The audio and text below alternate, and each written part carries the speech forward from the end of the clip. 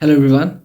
पाकिस्तान अपने एक्सपेंसेस को कम करना चाहती है क्योंकि वहाँ पे इन्फ्लेशन बहुत ज़्यादा हो गया है। वहाँ की गवर्नमेंट कुछ ऐसे यूनिक ऑर्डर्स दे रही है जो इससे पहले पाकिस्तान में कभी नहीं हुआ था, जैसे कि शॉपिंग मॉल्स को बंद करना, रेस्टोरेंट्स को, वेडिंग हॉल्स को और मार्केट्स को। ये जितनी जल्दी बंद हो जाएंगी उससे उतना ही कॉस्ट सेविंग होगा पाकिस्तान को, क्योंकि Pakistan on an average 62 billion हर साल में खर्चा करती है पाकिस्तानी रुपी अपने पावर को इंपोर्ट करने में, क्योंकि वहाँ का ज़्यादातर जो पावर जनरेशन होता है वो ऑयल को इंपोर्ट करके उसको कन्वर्ट किया जाता है इलेक्ट्रिसिटी में। पाकिस्तान रिसेंटली अभी यूएस में अपनी एक एम्बेसी की बिल्डिंग को ऑक्शन करती है और वहाँ से जो पैसे मिलते हैं पाकिस्तानी गवर्नमेंट अपने पास रखती है। इन शॉर्ट ये कहा जाए तो पाकिस्तान में पैसे की बहुत किल्लत है और वो पाई जोड़ रही है ताकि पाकिस्तान का इकोनॉमिक कंडीशन ठीक हो सके। लेकिन उससे भी बड़ी बात यह है कि पाकिस्तान इस पोजीशन पे पहुंची कैसी, और ऐसी क्या रीजंस रही होंगी कि जो पाकिस्तान को इस कंडीशन पे लाके छोड़ दिया। तो इसके पीछे बेसिकली 3 रीजंस है। पहला है पॉलिटिकल इश्यूज, दूसरा इकोनॉमिकल इश्यूज या इकोनॉमिकल क्राइसिस, और तीसरा है वहाँ का क्लाइमेट चेंज। पाकिस्तान के पॉलिटिक्स के इंस्टेबिलिटी के बारे में सभी को पता है कि वहाँ पे पिछले 75 सालों में 29 प्राइम मिनिस्टर्स चेंज हुए हैं। पाकिस्तान की पॉलिटिकल हिस्ट्री काफ़ी टर्ब्यूलेंट भरा रहा है हमेशा से। 18 बार मिलिट्री कूप ने उस जगह पे अपनी गवर्नमेंट बनाई है। वो हमेशा से इंटरेस्टेड रहे हैं अपने पॉलिटिकल पावर को मेंटेन करने के लिए, जिसमें कि वो इलीट क्लास के लोगों के ही इंटरेस्ट को हमेशा ध्यान में रखते थे, क्योंकि वहाँ पे अक्सर ऐसा हुआ है कि कई बार मिलिट्री कूप हुआ है और कई बार नेशनल इलेक्टेड गवर्नमेंट बनी है, जिसमें कि 29 टाइम्स वहाँ के प्राइम मिनिस्टर्स चेंज हुए हैं, जिसमें कि एक स्पेसिफिक ग्रुप ऑफ सिटीजन्स का वो लोग हमेशा से ही ख्याल रखते थे। And they always presented a non fair administration to all citizens of Pakistan.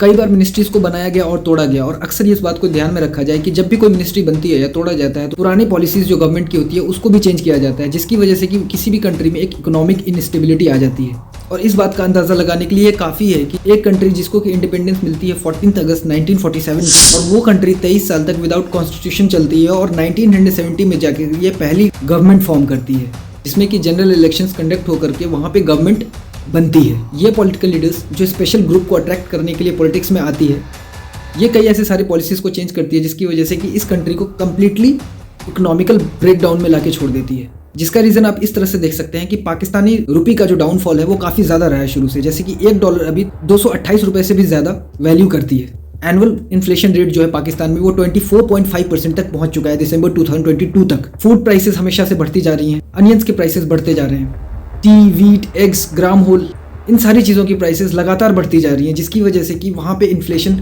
बहुत अपर लेवल में पहुँच चुका है, जो अभी एशियन कंट्रीज़ में सेकंड नंबर पे आता है आफ्टर श्रीलंका। किसी भी कंट्री का प्राइम कंसर्न होता है वहाँ की फूड कमोडिटीज़, वहाँ के मेडिसिन, वहाँ के मेडिकल इक्विपमेंट्स और एनर्जी, और ये सारी चीज़ें जो है पाकिस्तान इंपोर्ट करती है। अक्सर इसमें ऐसा होता है कि इंपोर्ट जो है पाकिस्तान का वो ज़्यादा है एक्सपोर्ट से।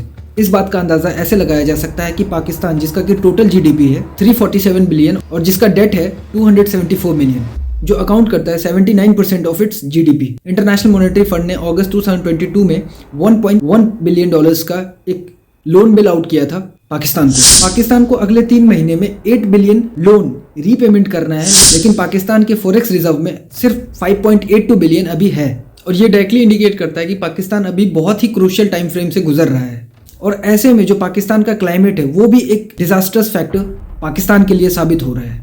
In total Pakistan is facing financial debt, inflated energy import costs, dwindling forex reserves, global inflation, political instability और एक डिक्लाइन जीडीपी ग्रोथ में।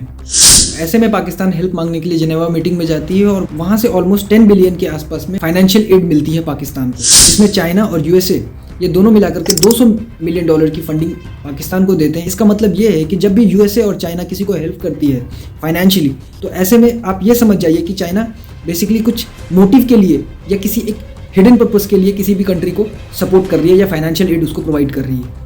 और चाइना बेसिकली फाइनेंशियल ट्रैप में बहुत आगे है किसी भी कंट्री को अपने अंडर में लेने के लिए। इसमें बेसिकली मैंने आपको एक ओवरव्यू बताया। Pakistan being a neighbour of India is having lots of issues. जब भी हम जियोपॉलिटिक्स की बात करते हैं कि इंडिया के आसपास में जितनी भी कंट्रीज है वो हमेशा के लिए हमारी दुश्मन नहीं हो सकती, हमेशा के लिए हमारी दोस्त नहीं बन सकती। सिर्फ बात होती है तो इंटरेस्ट की होती है। पाकिस्तान इस डेट ट्रैप से इसलिए बाहर नहीं हो पाएगी क्योंकि चाइना जब भी फाइनेंशियल लोन या फिर डेट प्रोवाइड करती है किसी भी कंट्री को, तो वो बेसिकली एशियन डेवलपमेंट बैंक्स होते हैं उससे 1% 2% ज़्यादा ही रखते हैं, और उनका मोटिव ये होता है कि वो कभी भी फाइनेंशियल डेट ट्रैप से बाहर आ ही ना पाए। ऐसे में मैं वीडियो बनाऊंगा जो चाइना डिफरेंट कंट्रीज़ के साथ में अपना रिलेशन बनाती है और कैसे किसी कंट्री को ट्रैप करती है, उस चीज़ के बारे में मैं बताऊंगा।